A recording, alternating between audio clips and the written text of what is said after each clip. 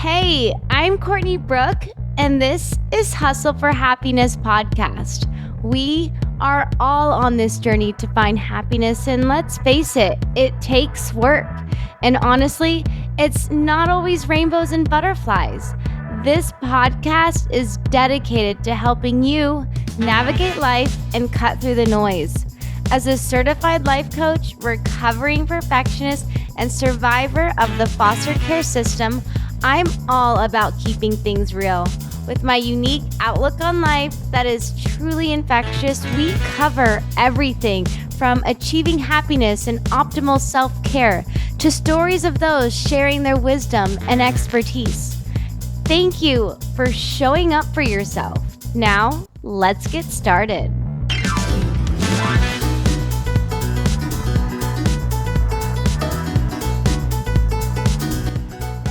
Hey HFH fam, I am so honored to have Dr. Ashish Bhatia joining us on the podcast today. For years now, Dr. Bhatia has been my go-to dermatologist, helping me overcome my own struggles with acne. He's truly changed my life, not just with his medical expertise, but with his holistic approach in skin health and wellness. Dr. Bhatia is a double board certified and fellowship trained dermatologist and dermatologic surgeon, and he specializes in laser and cosmetic surgery and is a fellowship trained expert in skin cancer therapy, Mohs, and reconstructive surgery, as well as skin resurfacing procedures, including scar reduction and revision. Okay, humble brag though, because he is so incredible. Dr. Bhatia has served on the board of directors and many committees for both the American Society for Dermatologic Surgery and the American Society of Laser Medicine and Surgery, and is the current ASLMS vice president. He also currently holds academic appointments at Northwestern University, Feinberg School of Medicine, both in Chicago, and the Rush University of Medicine in Chicago. Lastly, he is the co-founder and co-director for dermatologic laser and cosmetic surgery at the Oak Dermatology in Chicago. Okay, so this episode is not just about the latest beauty trends. It's all about skin health. So we're going to be diving deep into the truth behind popular skincare products and practices. And did you know that a 7-step skincare routine is often just for marketing? Yeah, not actual skin benefits, but it's okay. Dr. Bhatia is here to cut through the clutter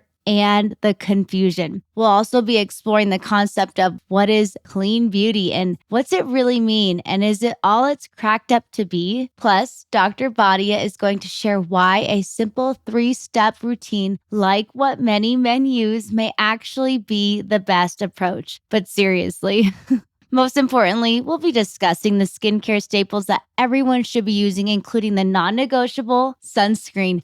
Dr. Bhatia is passionate about empowering people to achieve radiant, healthy skin and is going to share his expert advice today on the podcast. Now, let's get into it. Welcome to the Hustle for Happiness podcast. I have been dying to get you on this podcast. I am so excited that we're sitting in the same room. We're seeing each other, not inside the office, right? I've come to you so many times for skincare, and I'm selfishly excited to have Dr. Bhatia on the podcast because he's such a knowledgeable source. And I personally feel like there's so much out there. So before we get into all the juicy questions, Dr. Bhatia, can you just tell us a little bit about your journey into dermatology? Why Oak Dermatology? Why Chicago? Sure. Yeah. Thanks for having me on, first of all. Yes. This is a long time in the making, and I'm glad you made it happen. You made it happen. Really? So thank you. I feel like I was on you. I was like, I don't want this to go unnoticed. No, this is great. So I'm so excited, and I'm so excited to talk to you and to your listeners as well. And just go through, some of the exciting things in derm and kind of all about derm. And you asked about myself. I'm from here, so I'm back home. I grew up in the north suburbs in Libertyville, and went away for med school, college med school, residency and fellowship, and now back home. So, and been with Oak Dermatology. We started about 6 years ago. And before that was at another group, and have the whole time for the last 20 years now. Can you believe it? 20 years, been a professor at Northwestern and also now at Rush as well. So like to teach, love our practice and taking care of patients. And, obviously my subspecialty after dermatology was in lasers and cosmetic surgery, as well as Mohs surgery and dermatologic surgery. So mostly dealing with cancers and also with a lot with scars and burns, and a lot on kids too, a lot of birthmarks, but mostly, facial and even sadly self-harm scars and things like that. So, kind of dealing with the gamut of devices and lasers along with general dermatology. And I'm just thinking about there's so much in skincare that you can choose to get involved with. I mean, you said scars and pain. You're not only a researchy, but in skin, but there's so many avenues you chose to. Is there a certain niche that your practice specifically chooses to focus on, or?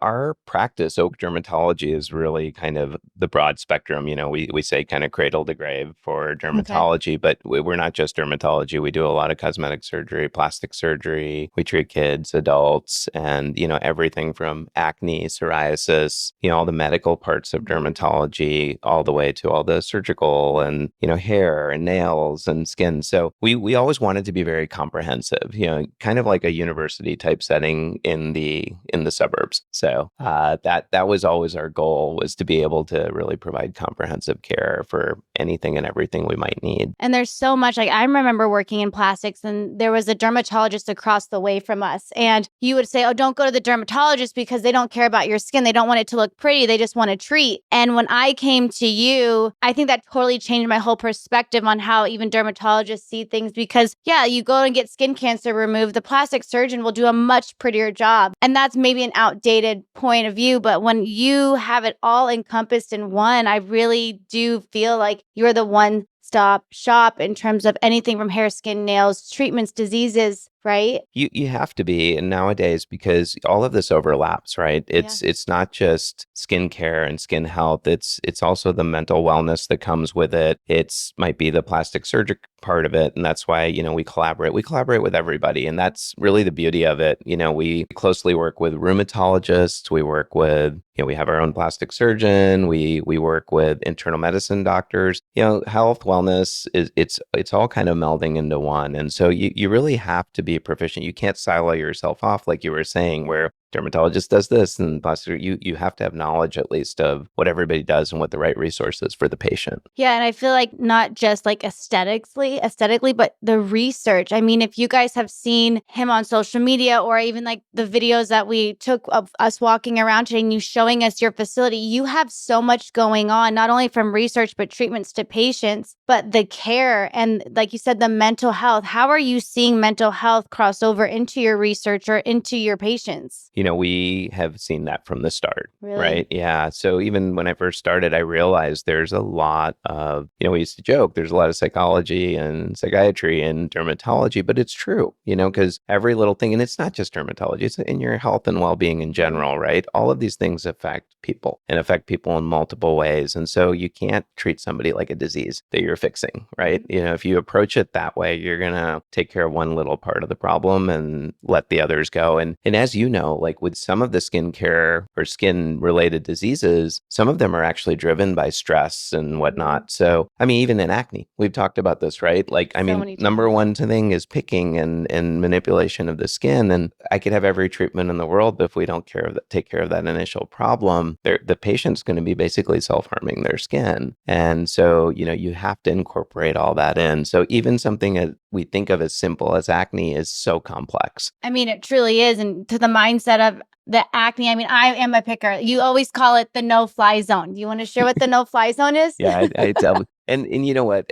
Anybody I ask, right? Do you pick your skin? They'll always say no. And then just during the interview and when we're talking, I see them touching their skin over and over again. I'm like, okay, we're establishing a no-fly zone at the collarbone here. And I don't want your hands above that. But, the reality is, COVID changed that a little bit, because remember during COVID, they used to preach that a little bit, that don't touch your face, nose. And because if you picked up any viral type illness and you touch your nose, it's going to go into your system easier. And so people got a little bit better at it, but I find like everything's kind of going back to, I saw people's acne actually get better, the ones that were pickers that weren't touching their even face. with the mask. And the mask. Like I would always use that mask. I was like, I'm glad I have that mask on today because my acne's covered. Yeah. And so then I wouldn't see it. I wouldn't pick it. You probably saw that. We did. Mask was kind of a double-edged sword because then people didn't change their mask and they were using the same dirty mask. And then you start getting more folliculitis, which looks like acne. Yes. So it was an interesting time, But it definitely proved that concept that if you kind of keep your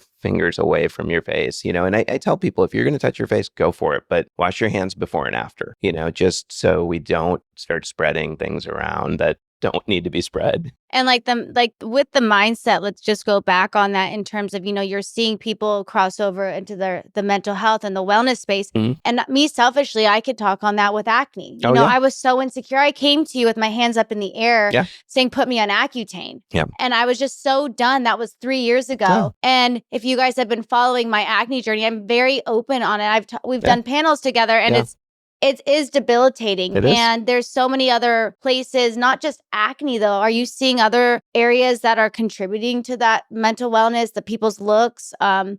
I feel like social media too also is a huge, I want to look like that. I don't look like that. My face is not a filter. I mean, I can be guilty of that too. It's a big driver, isn't it? I mean, you see it more than me. I mean, you're all about social media. How do you think that influences I think people? It's huge. I mean, I think it's so huge. One thing for me that I've done to really keep social media healthy is follow accounts that don't make me feel little or less or fill my brain with comparison. Yeah. And I'll unfollow people, whether it's the body I don't have or the image I want to look like. I feel like for me, social media is such a huge player in the way we think. And then I'm sure you see some people, I was one of them that came in and said, I don't like the way I look. And it can be this unchaseable, this chasing. Oh, yeah. But like you said, is we got to address these problems, right? Picking. Yeah. No picking. What else are you seeing that contributes to a lot of different, maybe not just acne? Are you seeing other people come in with patients that are excessively doing one type of thing? Well, let's just take acne again, or really any type of facial skin disorder. Every time I see a patient come in with a big gallon Ziploc bag full of products and they're using 25, 30 things because this is social media too. They see it and they're like, okay, I need that to correct this little aspect of my skin. I need this to get this part of my skin better. But they don't realize how all those things interact and how they build up on each other. How do you counsel people on that? I mean, look, this is the world we both live in from different angles. It's so tough. I want you to touch on this specifically. You put me on a 3-step skincare regimen because I had so much acne. And it was, we think of we see influencers, these 9-step care skin routines from Sephora and, celebrity brands of skincare. And there's so much out there. And like you said, people are also coming in and saying, I want to fix, there's a product for my eyes and there's a product for my upper eye and there's a product for my upper lip. What do you say to people who have all this skincare, and how do you help listeners? How do we sort through that? How do we find out what is a good product? I mean, I don't even know where to start. Look, the number one thing that I think anybody could get out of this today, and in general, when somebody comes in for a consultation, it's keep it simple. Go back to the basics. And that's what we did with you, right? Yep. We said, okay, look, because individually I know all your products. I like all the products for specific reasons, right? And I don't like some products for specific reasons, but I'm not treating the products. I'm not talking about the product. I'm talking about you. And I'm talking about your skin. Right. And to be able to sort that, it's no different than medications, honestly. Somebody comes in on too many medications, especially self-prescribed stuff and herbals and stuff. You don't know what's causing the issue. And one medication, just like one skincare product, could work well for you and not for me, right? And it's impossible to know that just by looking at you or looking at a person. And so a lot of times I have to clean the slate. We start over and we add one thing at a time. And that way we find out what you're reacting to, what not. I love the concept of clean skincare and all that, but I think it's overdone because if you have too many clean skincare products, nothing's clean here anymore. Everything's kind of a mixture of stuff and you don't know how it's interacting. So, the number one thing in medicine and in skincare and skin health is keep it simple. And so let's talk about clean skincare because it's trending. You're seeing clean beauty and clean skincare. And, where my head goes is, are clean skincare really active? Is it really going to kill whatever you're treating? And, can you have a blend? What is your take on clean skincare and how should one approach it? Well, first of all, tell me, how do you define clean skincare? I would define clean skincare as no chemicals, all naturally. So holistic. Yeah, Right. That's my take on it. sure. I mean, I could Google right now while you're sitting here Yeah. if we want to. We can here. I think everybody defines it a little differently. Let's see. What is clean skincare? We're literally Googling what is clean skincare just to see the definition, you guys. It's not popping up as, let's see, let me type in definition. All right, great. Exactly. And There's that's not my one point. you guys. That's It's a marketing term. It's it a has marketing to be term. a marketing term. It is a marketing term. I mean, if there was a molecule that been studied in the lab and it does exactly what it needs to do to help your skin, is that clean or unclean? Right. And what's the purpose? Yes. What's the purpose? What does clean mean? It doesn't mean anything. I can throw a whole bunch of herbal stuff in and natural stuff in. Right. There's a lot of toxic natural stuff out there. Right. So, that's the problem with, I think, society and how society interprets it, because you get, whether it be doctors or influencers out there talking about this stuff. And you got to understand, I think the public, the people, patients, they interpret it however the hell they want to. They can't even look up a definition on the internet. No, there isn't. Like, we literally Googled, you guys, what is clean skincare? Nothing came up. And then we just Googled definition. And it's all these branded products saying clean. It's just, you're right. I got backed into that one. But it's so true, because it's, how do I differentiate? So let's talk about medical grade skincare. Yeah. Because I was introduced to that when I started working in plastic surgery. And is there a difference? I know it's more expensive.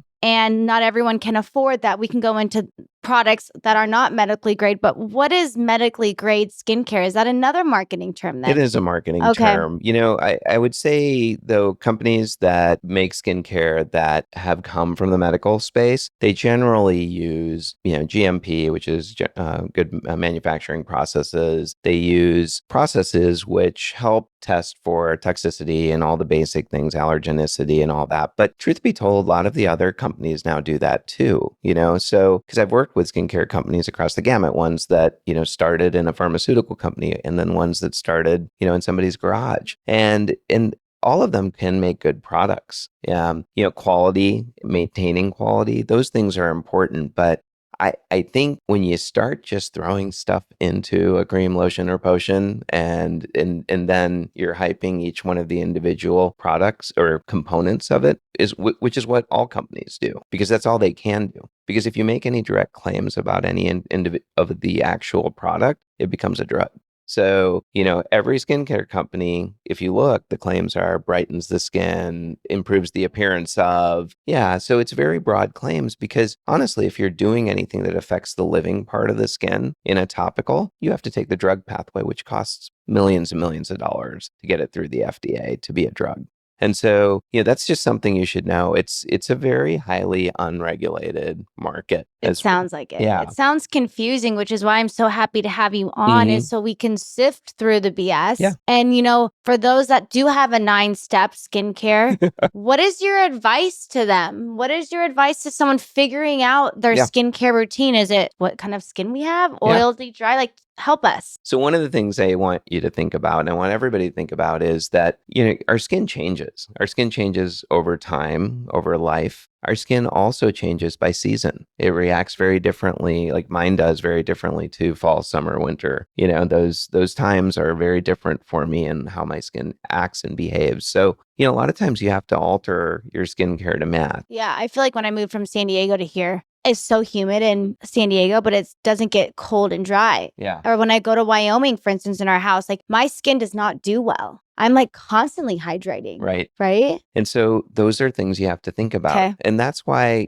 So where we live, environment, time of year, okay, season, that matters. And so you may have slight changes in your skincare regimen based upon season, where you are, if you're traveling, right? I mean, if we spend a ton of time in planes, what happens? Yeah. You get very dehydrated. It's a very dry environment. I noticed that in my skin. I look 10 years older. Yeah. I feel like, the texture. I mean, even James, when I see him sometimes, even today, I was like, hey, did you put your moisturizer on? Yeah. You can tell. You can tell. And then sun exposure, right? Okay. Like how much sun exposure you're getting and, those type of things. So there's so many factors that go into skincare. It's complicated. So that's what I was saying. I think, if if you can take away anything today, I would say simplify and have a good base skincare regimen for your skin at this time. But know that you may need to alter it, that it may be a moving target. And then the other thing I really caution against is just picking up every greatest, latest potion and lotion and throwing it on your face along with everything else. Generally, what I tell people is, once you get a good skincare regimen that works for you, then if you're going to change something, change one thing at a time so we know how your skin's reacting to it. At most, maybe take away one thing and add one thing. That way you keep it simple, because you'll see in most of these products, there's some overlap in what it's going to do for you. So if you can remove something and then add something, that's usually pretty good. You also don't, guys and girls are very different too. My male patients, they want it as simple as possible. They don't want to spend the time. Women, generally speaking, love regimens. Then sometimes they love, everybody's different. Some people like complex. Women do. But women, they market like a 9-step and guys are just 2 steps. But do you feel like there's a difference between gender that women need more skincare, or do you again think it's marketing? I think it's marketing, and it's, I think women are more likely to accept a more complicated regimen. Mm-hmm. Men, for the most part, are just getting into skincare, right? They weren't taught skincare as a child. Right? Like some of my staff's 9-year-old daughter has a skincare regimen. And I'm like, really? Is this necessary? But they're marketed to that way. It's not like, kids under a certain age don't read the magazine or watch Instagram. They all see it, right? And so that's not what comes on a guy's feed. But I think we can take a page out of the guy's feed's book is keep it simple. Keep it simple. Women don't, I used to think I'm a woman, I have hormones. I obviously need more routines. My hormones are what's keeping me. And so that was in my head, but you're saying that's completely false. Men and women, keep it simple. Keep it simple. And not overcomplicate it. Mm-hmm. Now, one thing you just mentioned I think is very relevant is hormones. And hormones definitely play a difference in skincare. And, with women, with cycles, we clearly see that some women have different skincare challenges at different phases of their cycle, right? And so this is something that we really have to take into account too. So a lot of it's just knowing your skin and really taking note of your skin and understanding how it reacts. So you got to know how your skin is different during your cycle. You got to know how your skin is different in different conditions, right? Environmental conditions, seasonal changes, and travel, those type of things. Because if you know that, then you can fine tune your skincare to match it for when you need it. If you don't know that, then you're just randomly throwing stuff on yourself. And I think that's what a lot of people are doing is I see this influencer with really beautiful skin. Mm-hmm. I want that skin. 100%. And I've been guilty of that. Or you right now there's on TikTok, there's trending where you put masks on the plane. Yeah. And you let them sit on for 8 hours. And I'm just thinking I'm waiting. I'm waiting to see what happens, but nobody posts about that.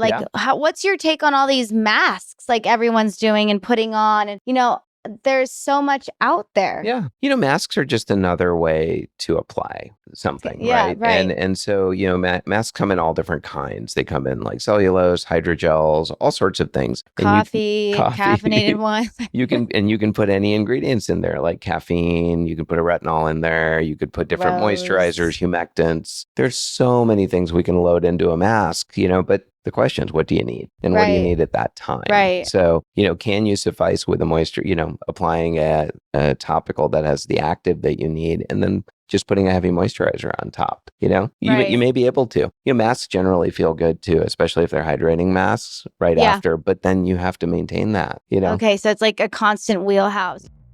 Hey everyone, I am really moved to interrupt this episode with something that's been on my mind. You see, I recently received a message from one of our listeners. Let's call him John. He originally reached out to me for marketing advice, but our journey together took an unexpected turn.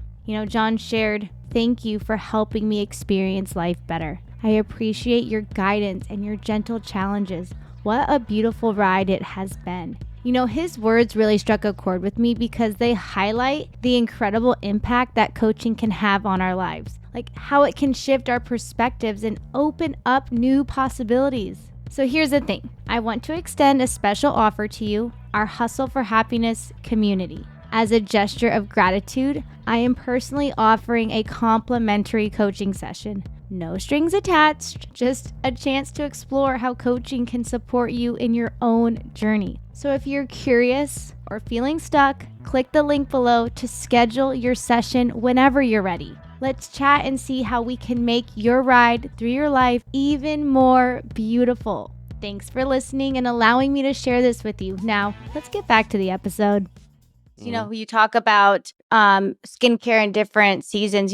How should someone adjust their skincare routine for different seasons? How does someone know? Yeah. What do we look at? That's a good question. So once again, I think it's almost important to keep a little diary of your skin, so you can tell at different times. And the best time is end of the day and beginning of the day, like knowing what your skin looks like and feels like, right? So if your skin looks dry, in the mornings in winter, I'm not surprised, right? Right. Because the humidity is probably low in your home, heat's on, all those type of things, so do you increase your water, your hydration, but So do you water also increase, the moisturization of your skin and find products that have humectants in them that hold water on the skin? Well, what's a humectant, or what would be some examples of finding humectants that are safe for those listening that have that dry skin? Yeah, so they're generally going to be the dry skin products, right? They'll have different ingredients in there that hold water at the surface of the skin. Because remember, none of these products are really penetrating into the dermis, which is the living part of the skin.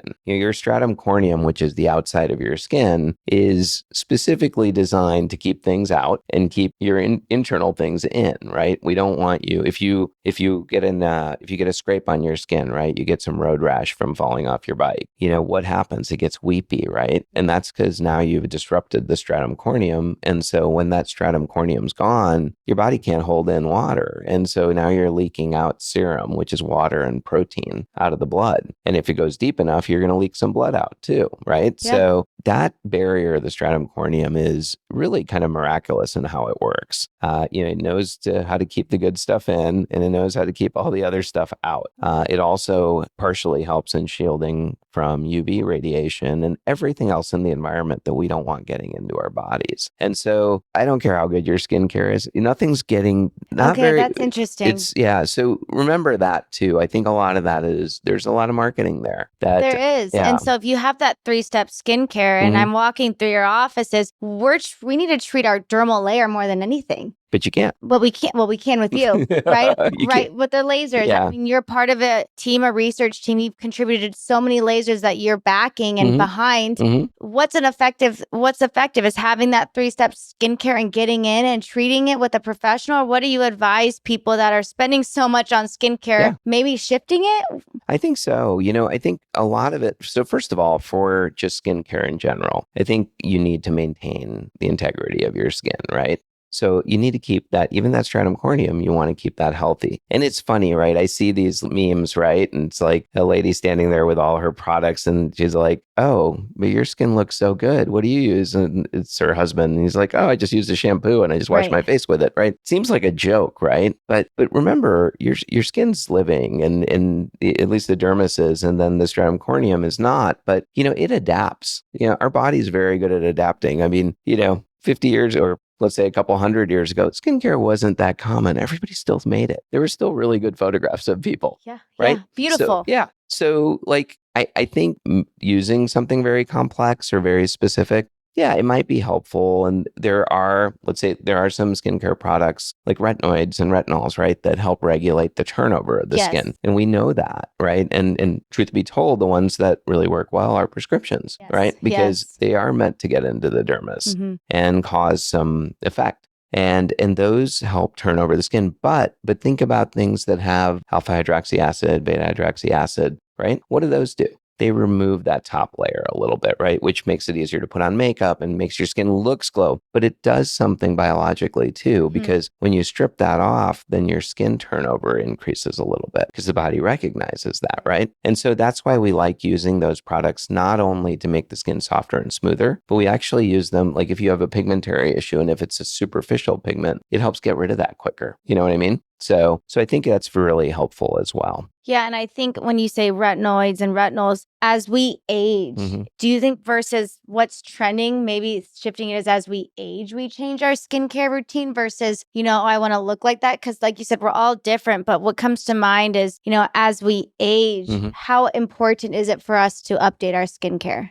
I think that's very important. And once again, it kind of goes back to knowing your skin and recognizing that it's changing, right? And to your other point, you brought up, all the lasers and peels and all the other things we do to target specific problems in the skin, right? There, it becomes very important, I think, to pair those with appropriate skincare for when you're going through those treatments, right? Because the living part of the skin, the dermis, right? A lot of the issues are there sometimes where you have pigment or, think about fine lines and wrinkles too. If you hydrate the outside of the skin, it's going to decrease the appearance of the fine lines and wrinkles. How does it do it? Moisture, plumping that area of the skin, keeping it looking nice. Does it change the underlying skin? No. But there are things, right, that we know of, like fillers, even lasers that help build collagen. And collagen is in the dermis. Collagen isn't in that stratum corneum. So the stratum corneum, once again, is just a barrier to keep things out and keep good things in. But underneath the dermis is really where the magic is. That's where your collagen is. So if you've depleted your collagen, right, we've talked about this before too. Every year after about the age of 20, you lose about 1% of the collagen in your face, right? So the skin thins.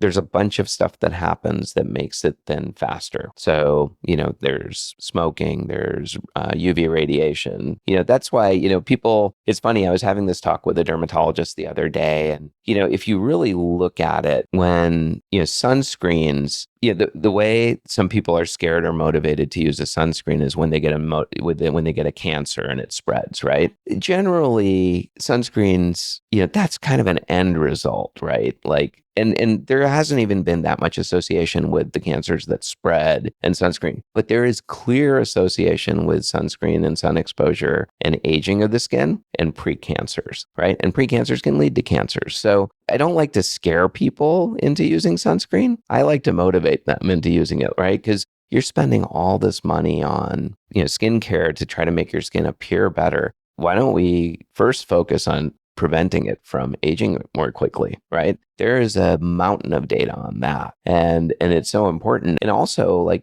you were saying, so many people come in and get procedures done, right? They'll get diamond glows done. They'll get different lasers done to build collagen, help with fine lines and wrinkles. Protect your investment with good skincare. And it's basic stuff like we were talking about. And it kind of reminds me of like when you go to the dentist. The dentist can only do so much for you, but if you're not taking care of your stuff at home and keeping that regimen, it's the same thing. You can't prevent that stuff. It's just we work together. Yeah. You got to brush your teeth. Right. And it's almost like I see my appointments on my calendar with you guys these are my accountability. Am I doing everything up until my appointment? I don't want to pick my face because you're going to call me out. Yep. And then I have the support of James saying, no fly zone, no flies. I'm going to call Ashish, but he literally does that. But I really want to talk about sunscreen. Okay. There is a trend of not using sunscreen and saying that it's not good for you.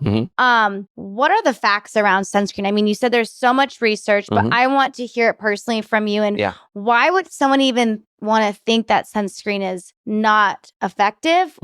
Maybe it's, I don't know. Yeah. That's a good question. It comes up every day in practice, right? We talk about this. Yeah. So, because like I told you, part of my time is skin cancer patients. Part of my time is taking care of people for kind of the appearance of their skin and other skin diseases. And sunscreen plays a factor in all of these things, right? It plays a factor in aging. It plays a factor in skin cancers and precancers. It definitely plays a factor in a lot of skin diseases too. So I think there's a lot of probably misinterpretation about sunscreen being bad for you. Can it be? Yeah.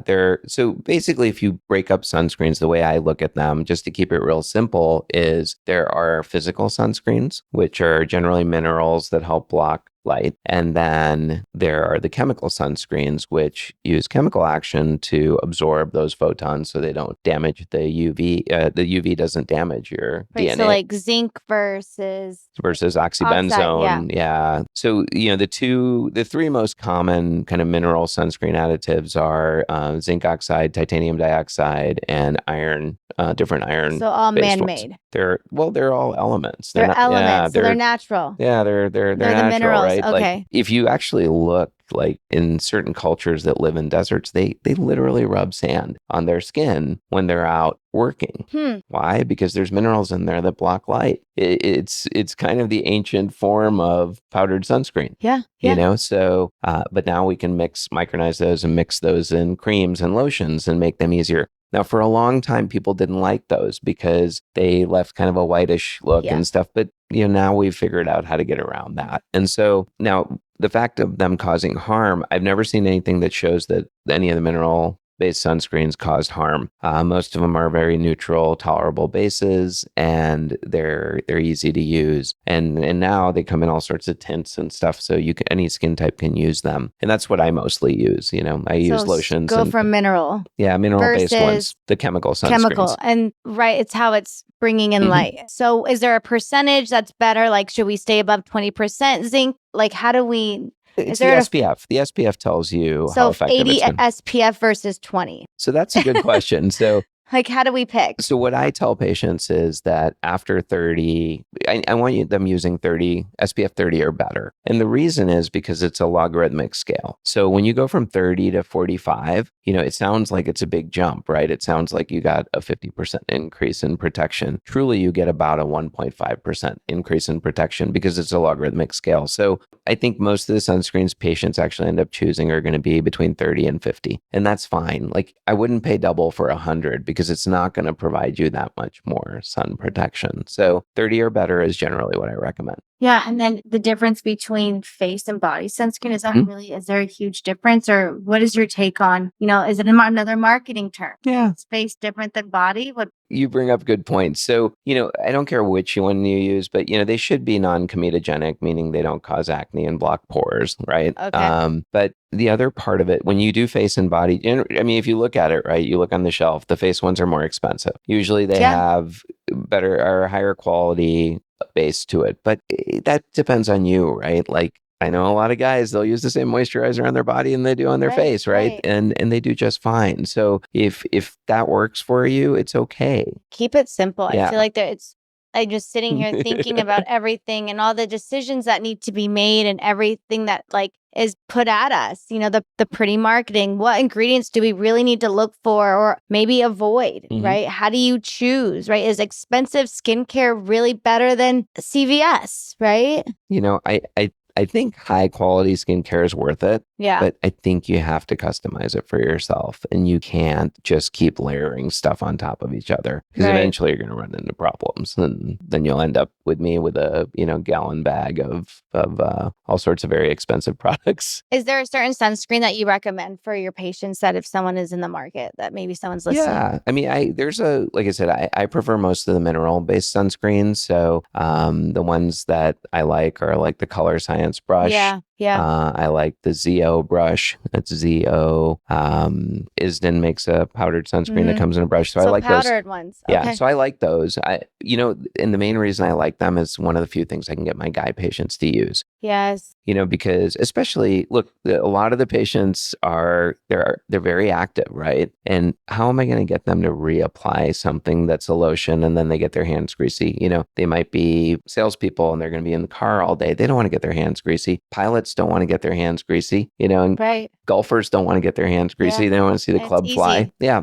So powder sunscreen is easy. And what I generally recommend is if you're outdoors, near windows, or in a car, reapply every hour. Because the sunscreens in direct sunlight, the photons break down that sunscreen. And so when you're outdoors or near a pool or driving in your car, you're getting bombarded and that sunscreen breaks down quicker. So if you try to get it on every hour and a half, which is a lot easier to do if you just have a powdered stick, because for women too, right? You don't have to mess up your makeup with the lotion. You can just put it right on top. The other one that I recommend a lot is it's called Aerophotona actinica. Have we talked about that one? No, It's this a is new. mouthful. Okay, wait, So say it again. Aerophotona actinica, and it's made by a company called ISDIN, ISDIN, and it's a Spanish company. So it's been around in Europe and South America for ages. It's really come to the US, I think maybe 5-6 years ago. But what I like about it is it's a mineral-based sunscreen, but it also has a plant enzyme in it that actually helps reverse some of the UV damage. And it's been proven to do that. A lot of the studies were done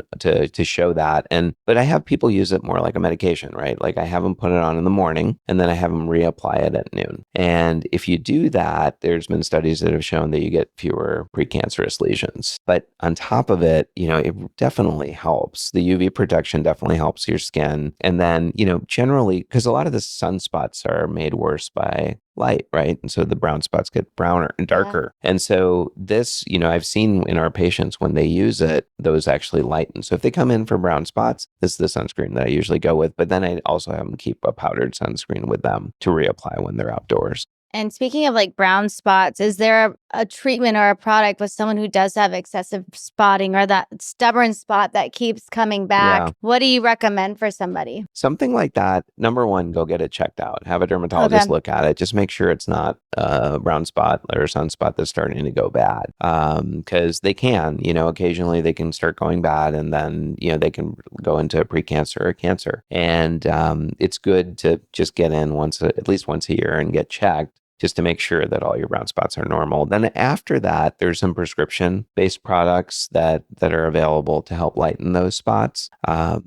There's definitely lasers that can help remove the spots. And there's ones that'll do it really gently and with very little downtime, but they don't remove them completely. Or you can use kind of more heavy duty lasers to remove it more permanently. Yeah. But those usually have longer downtime, about a week or like two. CO2. Yeah, like CO2. IPL, Halo, right? Yeah, those are some of the ones out there. Halo's a brand. Yeah. Okay. CO2 is a type of laser, which is what's called an ablative laser. Okay. So it actually removes layers of skin. So when you want to remove a brown spot, you want to remove that whole layer, and you can do it with a CO2. Or IPL. IPL stands for intense pulse light. So that's really broadband light. So you have actually a range of light going anywhere from 500, 600 nanometers all the way to 1200. And so you can do a lot of little things. You can help with reds, you can help with browns. So we kind of call them the jack of all trade, master of none, but they're really nice for general rejuvenation, especially if you have brown marks and red blotchiness, on the chest, neck, face, back of the hands. You can take care of all of that with an IPL. And if there's not a laser treatment, some people don't like the quote unquote pain that associates with lasers. Is there type of facial or at home care someone can do to keep that ongoing process that you'd recommend? Absolutely. So, once again, for brown spots, I think sunscreens are a must, just because it's going to prevent them from getting darker, right? And hopefully lighten them just because you're getting less exposure.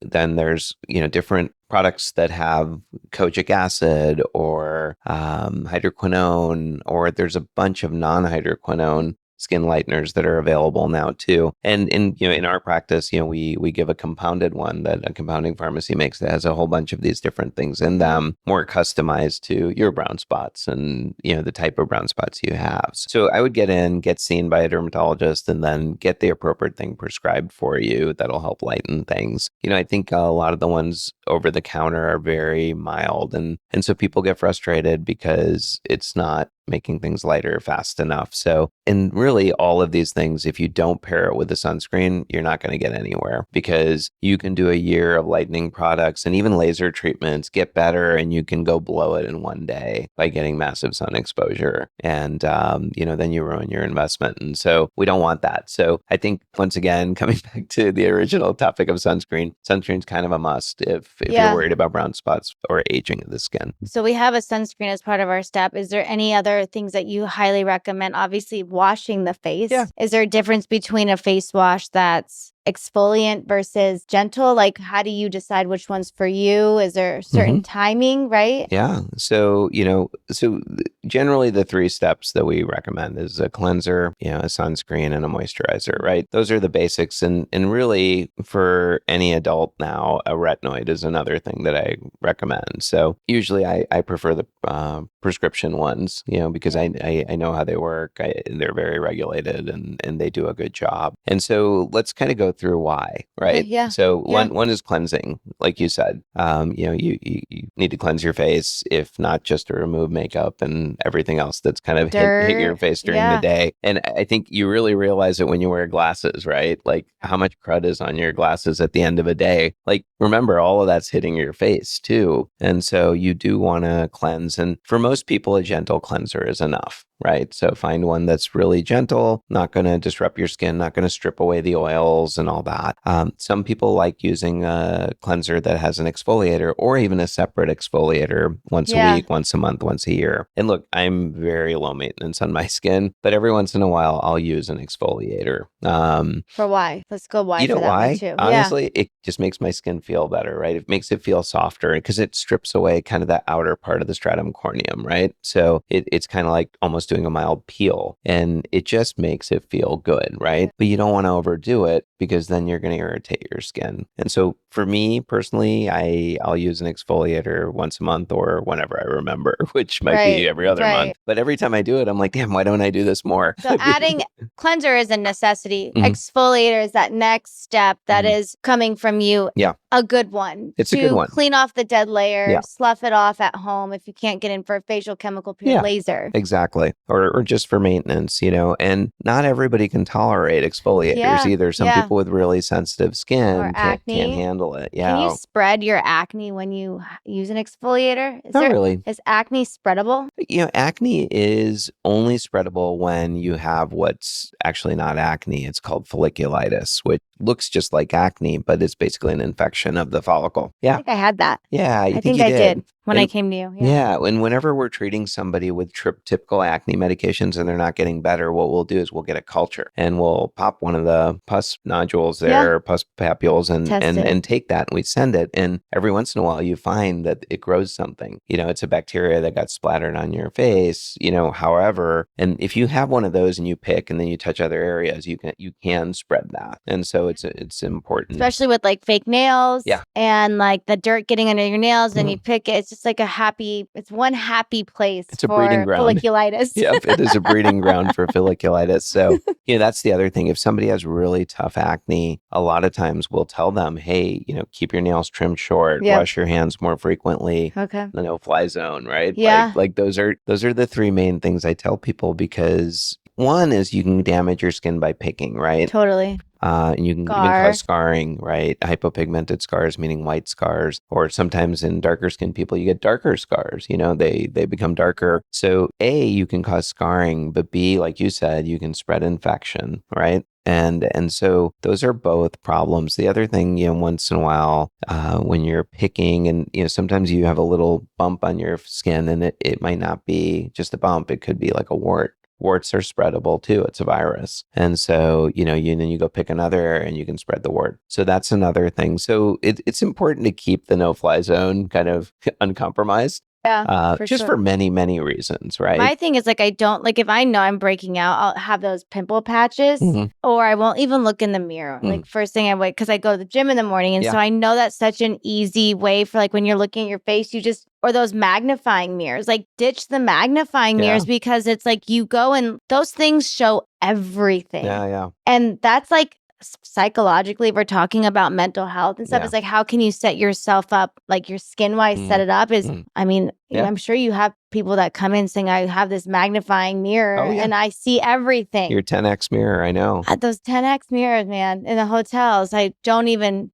So let me tell you about the 10X mirror. That's a funny story you bring up. So, so when I was a resident, right, I remember the first talk I gave. It was at a state derm society meeting, and I was honored to give the talk because I was still a student. And one of my professors allowed me to come and give a talk, and I gave a talk on photography in medicine. And it was fun giving the talk because that was about the time things were changing from 35 millimeter to digital. So I was talking about digital photography and how you use it. And part of my talk was patients and taking their own pictures and following. And I said the same thing, a lot of the times you come in and you looked at something in a 10X mirror and I can't even see it, as a resident or student that I was. So ditch the 10x mirrors, right? And I said that my whole career. Yeah. Until I hit my 40s. Oh gosh, what happened?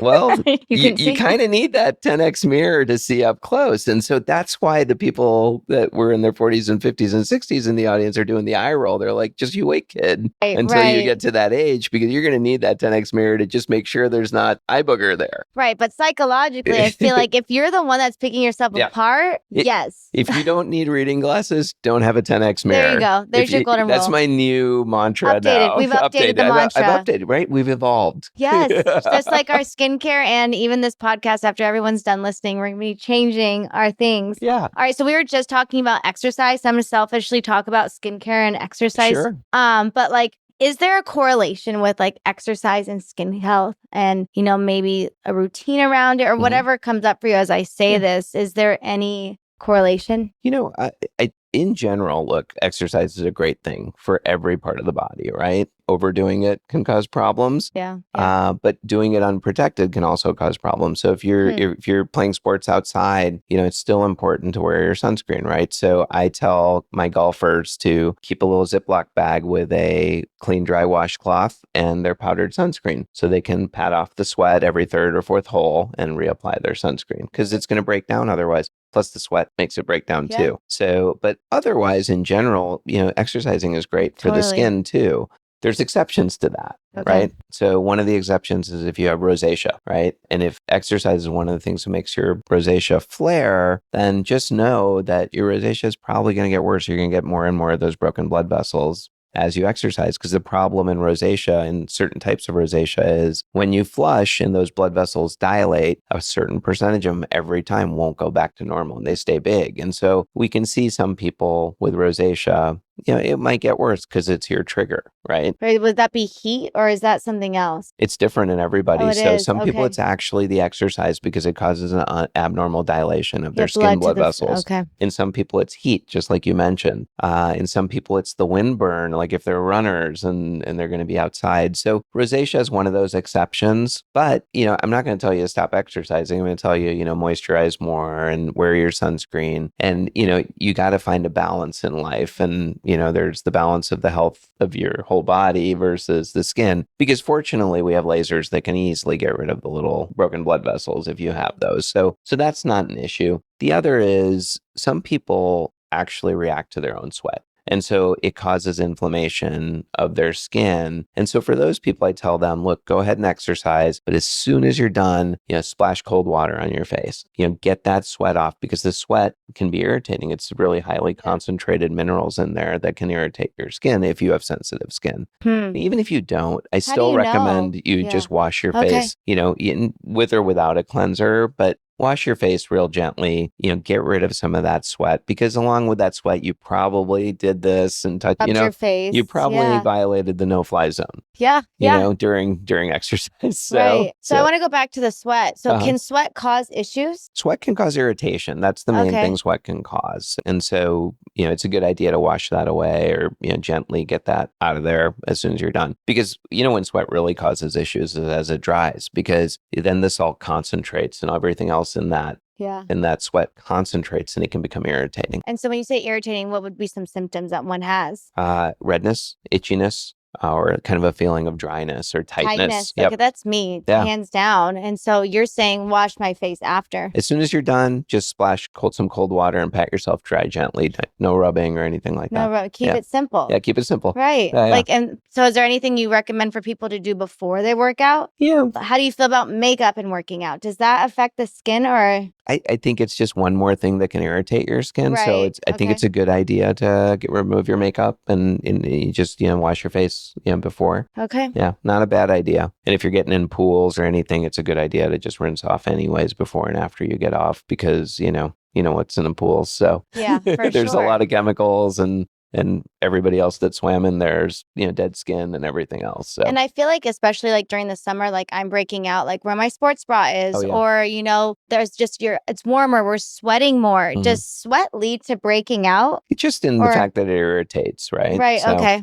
Or under clothing, it gets trapped and then you get moisture there and then you get rubbing. And so it contributes to that irritation. So getting out of the sweaty workout clothes, washing the face, cleaning the body. I mean, it's simple, but it's standard almost. You'll see people that are kind of neat freaks and really hate being in sweaty clothes. They almost never break out or get any of those issues because they just take care of it immediately, Yeah. And do you think that working out, or like sometimes I feel like when I work out, it actually helps my acne, or when I actually go out in direct sunlight with unprotected skin? I mean, not always, but I feel like in the mornings, like having that fresh sunlight, I feel like when I'm especially in San Diego, in the beach, the salt water on my face, I actually feel like my skin gets better. Yeah, it does. So, I mean, the dirty secret there is that it does get better. Why is that? So it comes down to UV light. So UV light, it damages DNA, and that's how it causes cancers. And that's also, it damages collagens and breaks down elastin. So that's why it causes aging of the skin.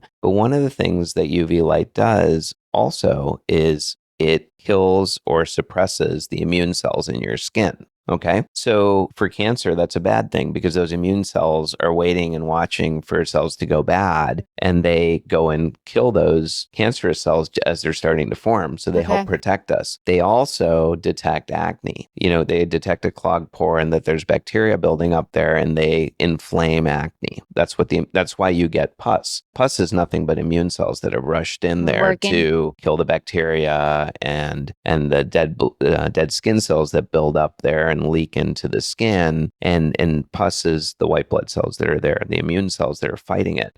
When you're in direct sunlight, it suppresses those. And so your acne appears to get better because you're not getting the inflammation. So it's not really getting better. No, the underlying problem's still there. You just mask it. So again, social media is like a huge influence on like how do you sift through, and they say make sure you get that minutes of direct sunlight in the morning. That's not necessarily, I mean, for skin and acne wise, that's not necessarily beneficial. Yes and no. Or maybe where am I misconstruing? I'd love to hear your take. So it's very complicated. There's a lot to that. So just for overall general wellness and health, right? A lot of people say getting 10 minutes of direct sunlight is a good thing. Yes. And it is for your endocrine system, for that's how the body recognizes that it's daytime and keeps your cycles in check, right? So yes, do I believe that? Is there data to support that? 100%. UV light, there is still no safe amount of UV light that you can get that's good for your skin. Okay. So if you're going to do that, if you're going to practice that, where you go and get direct sunlight, just put on a sunscreen that blocks UV, because you can still get the benefits of direct light, not for your skin, but for the rest of your body and your endocrine system, because your eyes will detect it. Your skin will still detect that it's there, but you're cutting out the damaging rays, right? So that would be the UVB. Yeah, UVB and UVA too, but UVB primarily. Yep. So there's an intentionality piece to this, and there is some science, but you can actually specifically get a sunscreen that protects against that and still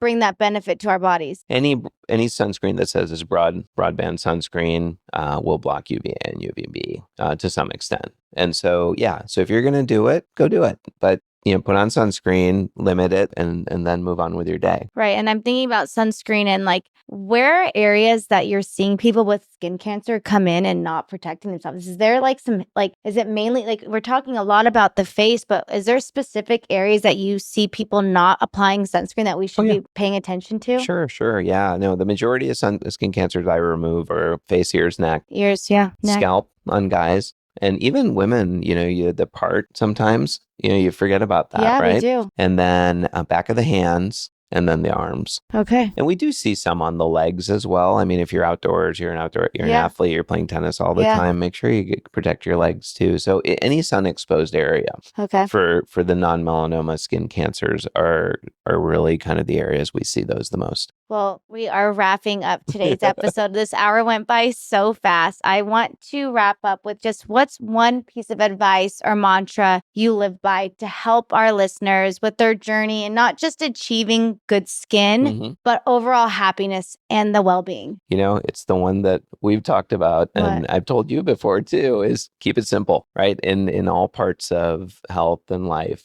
keep it simple, because if you do that, you will really address the problems that matter most, and then the rest of the stuff just works out. Yeah, because I feel like life can get complicated. You can make it complicated. We can. Especially now none of us leaving this episode are 9-step skincare people after. I appreciate you so much. Where can our listeners, our viewers find you, connect with you? Sure. Yeah, you can catch me on Instagram, Bhatia Derm, and the website for the practice is oakderm.com. So, And then all social media platforms. You have Oak Derm and you have your own personal account. correct. Perfect. So guys, give him a follow. Let us know what you're applying to your daily routine, maybe even just your takeaways from today's episode. I appreciate you so much. Yeah, thanks for having me. Thank you. Appreciate it. All right, HFH fam, that's a wrap on our chat with Dr. Bhatia. Listen, I don't know about you, but I feel fired up after hearing all of his skincare wisdom. Taking care of our skin is such a crucial part of our overall health and happiness, and Dr. Bhatia just dropped so much knowledge to help us do it the right way. Now, I need you to do something for me, okay? If this episode brought you value, take 2 seconds to leave a rating and review. Your feedback is everything. It helps us keep bringing you top-notch guests and content to fuel your hustle for happiness. All right, so that's it from me. Time for me to go slather on some sunscreen and get after it. And until next time, keep hustling, my friends. Love you guys. I hope today's episode left you better than when I found you. Make sure you hit the subscribe button and tune in every Monday to kickstart your week and set your weekly intentions with me. You can find me and HFH on YouTube, Instagram, and TikTok, or online at heycourtneybrooke.com. I firmly believe in the power of sharing. If you know someone else who would benefit from this podcast, please share it with them. And remember, when you work on you, I get to be there.